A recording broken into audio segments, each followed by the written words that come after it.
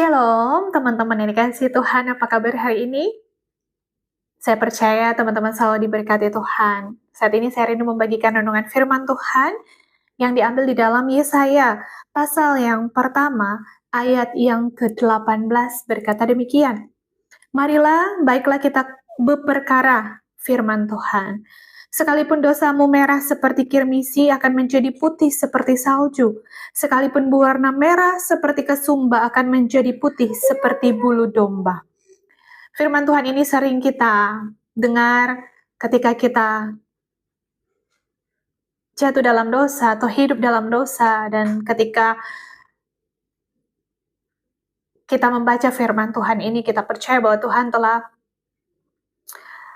menjadikan putih seperti salju ketika kita datang kembali bertobat kepadanya. Teman-teman yang dikasihi Tuhan, di ayat 16 dan di ayat yang ke-17, ketika kita mau benar-benar datang kepada Tuhan, dikatakan, basuhlah, bersihkanlah dirimu, jauhkanlah perbuatan-perbuatanmu yang jahat, dari depan mataku, berhentilah berbuat jahat.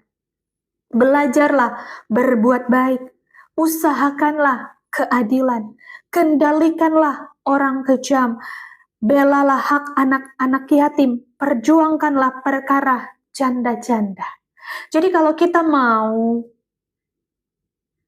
dosa kita akan seperti putih seperti salju dan akan menjadi putih seperti bulu domba, maka kita harus datang berbalik kepada Tuhan dengan syarat di ayat 16 dan 17. Basuhlah, bersihkanlah dirimu. Kenapa, teman-teman? Dikatakan di ayat 15, ketika kamu menadahkan tanganmu, aku akan menutup mataku terhadap kamu. Bahkan sekalipun kamu berkali-kali berdoa, aku tidak akan mendengarkannya sebab tanganmu penuh dengan darah. Jadi sekalipun kita datang kepada Tuhan, kalau kita tidak mau berbalik dan bertobat kepadanya, kita datang hanya dengan keinginan untuk meminta, tapi tidak ada perbuatan ingin bertobat di hadapan Tuhan, tidak ada niat hati untuk berbalik, benar-benar membersihkan hidup kita daripada dosa. Bagaimana Tuhan mau mendengarkan? Dikatakan di sini bahwa aku akan menutup mataku. Bayangkan loh teman-teman, kalau Tuhan menutup matanya dan tidak mau memandang kita lagi ketika kita apa? Ketika kita hanya mau datang berdoa kepadanya dengan permintaan-permintaan kita, tapi kita tidak mau berubah, tidak mau bertobat dari perbuatan lama kita. Teman-teman dikasih Tuhan, saatnya akan tiba. Setiap orang-orang yang takut akan Tuhan hidup dalam kebenaran itu akan terangkat. Dan yang tersisa adalah orang-orang yang mengabaikan segala perintah-perintah Tuhan dan akan mengalami kesiksaan di dunia. Dan teman-teman itu tahu, di Wahyu dikatakan 3 tahun setengah akan ada masa sulit bagi orang-orang yang tertinggal. Kita tidak tahu kapan Tuhan akan datang. Di Alkitab pun tidak tertulis, semua, bahkan malaikat pun tidak tahu kapan Tuhan Yesus akan datang kembali. Tapi tanda-tanda akhir zaman itu menunjukkan bahwa Tuhan akan segera datang menjemput mempelai-mempelainya. Tidakkah teman-teman mempersiapkan diri untuk hidup di dalam kebenaran dan takut akan Tuhan, membersihkan segala hidup kita dari perbuatan jahat? Di sini dikatakan di dalam Yesaya, teman-teman tuh kalau baca di ayat yang ke-11, apa gunanya bagiku kurbanmu yang banyak-banyak? Firman Tuhan, aku sudah jemu dengan kurban-kurban bakaran berupa domba jantan dan lemak anak lembu yang gemuk, darah lembu dan anak kambing, domba jantan. Tidak kusukai. Tuhan berkata, ketika kamu datang di hadiratku, siapakah yang menuntut itu darimu sehingga kamu menginjak-injak pelataran baitku? Jadi bangsa ini, bangsa Israel ini cuma datang membawa kurban bakaran, tapi tidak ada perubahan hidup di dalam kehidupan mereka. Mereka hanya datang kepada Tuhan seakan-akan menyogok Tuhan. Tuhan, ini saya kasih ya kurban bakaran.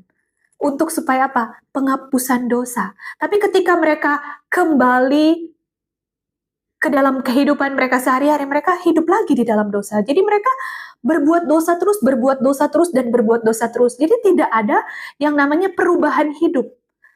Makanya dikatakan di sini ibadah sejati. Jadi Tuhan itu mau kita itu berubah.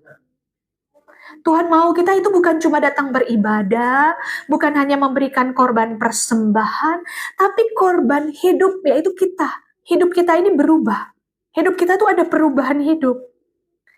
Bahkan maukah teman-teman Tuhan itu menutup mata terhadap kita? Ini firman Tuhan loh. Waktu saya baca firman ini, saya menangis.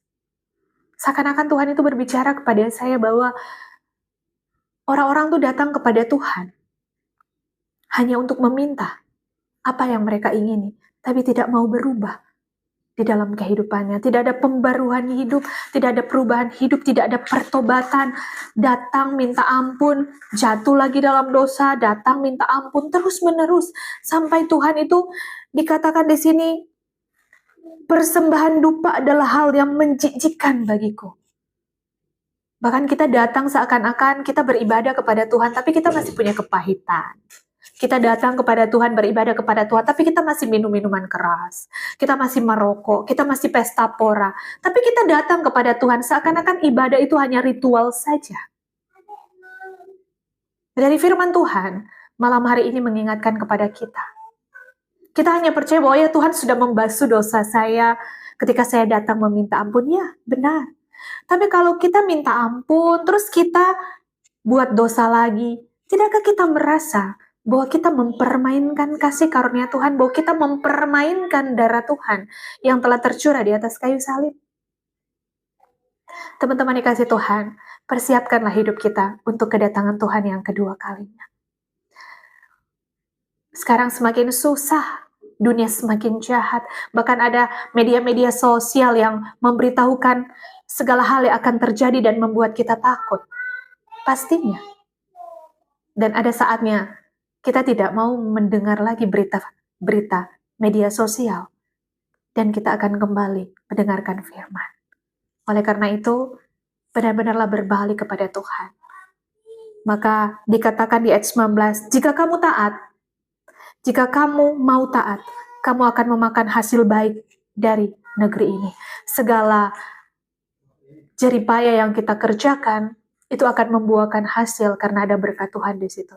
Dan kita akan menerima kemuliaan-kemuliaan Tuhan, kemurahan-kemurahan Tuhan di dalam hidup kita ketika kita mau hidup di dalam ketaatan.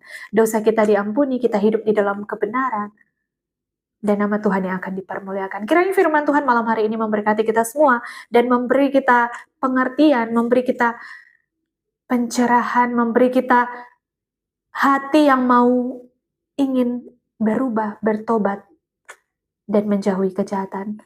Shalom dan God bless you.